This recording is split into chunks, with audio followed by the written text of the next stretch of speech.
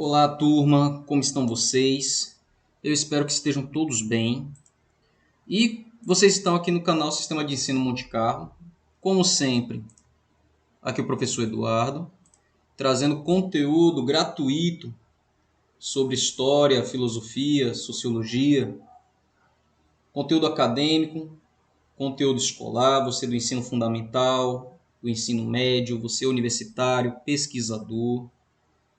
Deixe seu like, seu comentário. Você que não é inscrito, torne-se inscrito no nosso canal, compartilhe os conteúdos do nosso canal. Isso nos ajuda muito o YouTube entender a importância do canal do professor na plataforma, certo? E mais um capítulo do nosso módulo sobre história antiga.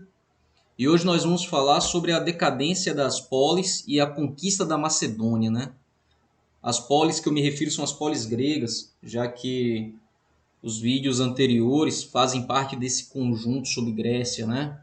Então hoje nós vamos estar falando sobre a decadência, a conquista da Macedônia e o projeto de Alexandre o Grande, né? O que é que ele fez em prol da, da Grécia na antiguidade, né?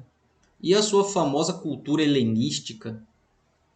Então vamos lá, turma. Começando pelo que foi a Guerra do Peloponeso, né?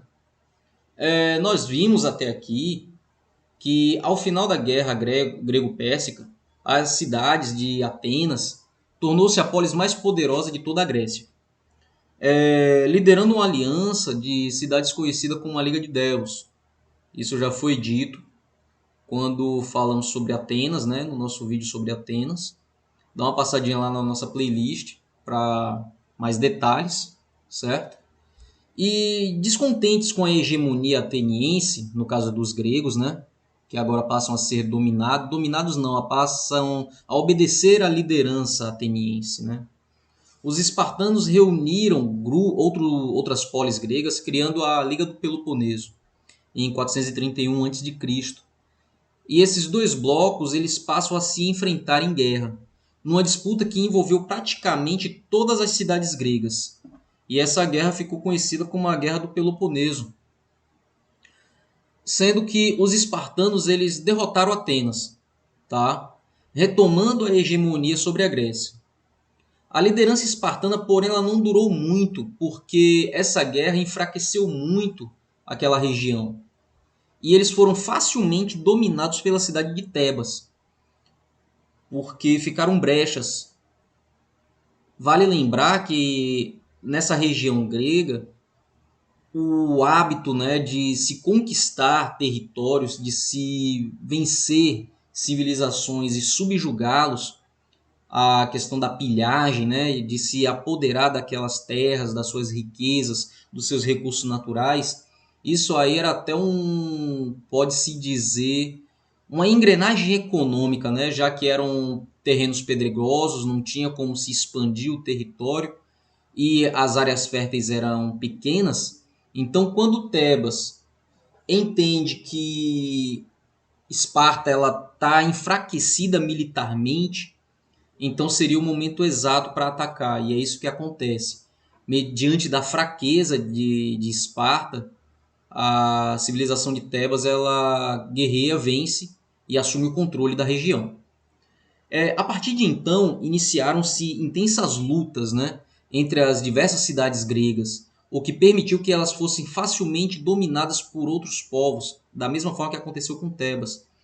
E principalmente os persas, que retomaram o domínio das polis gregas da Ásia Menor. Vale lembrar que por um certo tempo os persas eles exerceram domínio, né, mas eles foram vencidos quando os espartanos, no primeiro momento, eles assumem o controle da região.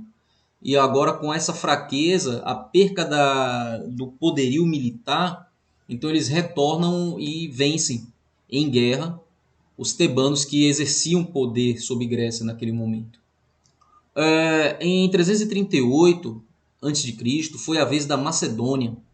Os macedônios, comandados pelo rei Filipe II, conquistaram toda a Grécia. Observe que é uma sucessão de guerras. Um povo vem, vence, se acomoda, um outro vem, vence, se acomoda até chegar ao momento em que os macedônios entram na disputa. Tá? Os persas foram derrotados, mas Filipe II morreu em combate, deixando o trono para seu filho Alexandre. Alexandre ele não vai participar do primeiro momento das conquistas, mas ele se tornará o imperador da Grécia por herança, né? E a partir daí, quando ele assume o comando, ele preserva o império fundado por seu pai e também vai ampliar os seus domínios, conquistando o Oriente Médio. Após 11 anos de batalha expansionista, ele dominou a Síria, a Palestina, o Egito, a Mesopotâmia, a Pérsia e a Índia. Tá? A vastidão do império conquistado por Alexandre levou a ser tornado como conhecido o Alexandre o Grande. Durante toda a antiguidade, Alexandre ele vai ser intitulado dessa forma, o Grande, né? Por conta do imenso império que ele vai construir, que ele vai formar. Além de profundo conhecedor da cultura grega, Alexandre também se destacou desde cedo por sua capacidade de liderança. Tá?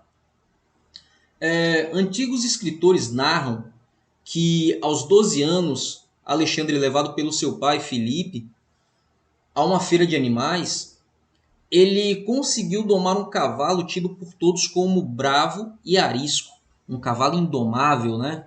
Então, com apenas 12 anos, Alexandre ele consegue esse feito. E como ele fez isso? Através da observação. Ele percebeu que o cavalo tinha medo da própria sombra. Então, ele virou o animal em direção ao sol, montou no cavalo e saiu a cavalgar. O que eles achavam, né? Que o cavalo era indomável, mas na verdade o cavalo ele só tinha medo da sombra dele. Então, com um pouco de observação e cálculo, Alexandre ele faz um feito óbvio, bobo, mas de grande destaque, né, nesse momento. Ele também foi aluno de Aristóteles.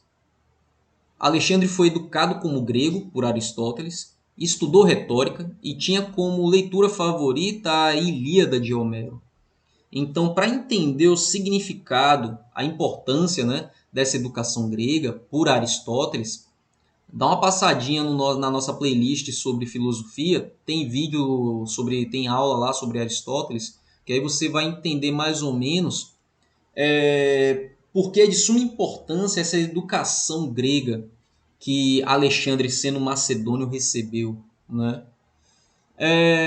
Alexandre ele morre em 323 a.C., aos 32 anos de idade, vítima provavelmente de malária. A sua grande obra cultural, porém, já tinha sido realizado, né? Por onde passou, Alexandre submeteu os povos locais e fundou novas cidades. Observe que ele submeteu, ele não exterminou. Ele domina, mas conserva as culturas como fator agregado. Tá? Mais de 30 delas, mais de 30 cidades conquistadas, ele batizou de Alexandria. E o objetivo de Alexandre era transformar as cidades em grandes centros de difusão cultural. Né? Isso aí é legado dos ensinamentos de Aristóteles.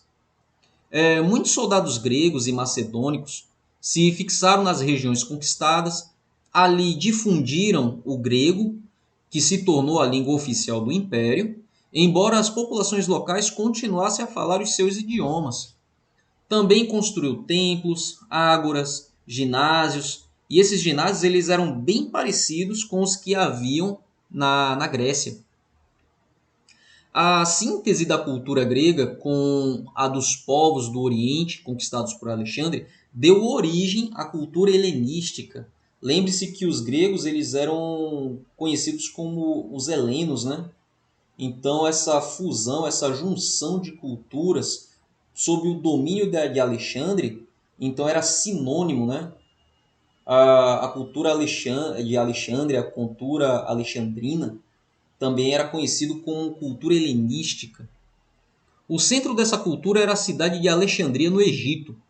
Ali foi construída a maior biblioteca da antiguidade, um museu, e o famoso farol de Alexandria, que foi uma das 7 maravilhas do mundo antigo, que de tão grande ele podia ser avistado pelos navegantes a mais de 50 quilômetros de distância da costa. Outro destaque da Grécia do período helenístico foram as esculturas, mais um momento em que a arte escultural, né, ela toma destaque. Nós já vimos isso com a representação humana sobre as esculturas e agora ela vai tomar um outro caráter, onde se pode perceber que as obras são bem mais realistas do que as esculturas gregas de épocas anteriores, né? Que nas épocas anteriores as esculturas elas se preocupavam em mostrar a anatomia. Agora não, agora elas se encarregam de mostrar sentimentos. Isso porque a intenção dos artistas desse novo período não era representar só o ser humano, só a sua anatomia corporal, mas também suas emoções, suas dores, a sua angústia.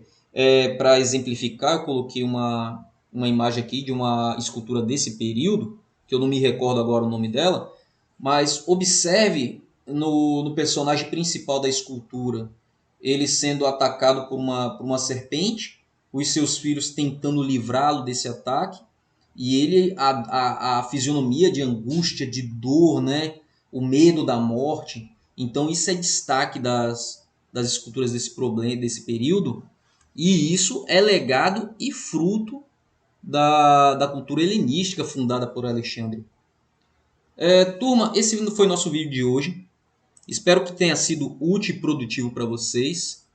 Não se esquece de deixar seu canal, não se esquece de compartilhar o conteúdo do canal, o conteúdo do professor. E até uma próxima.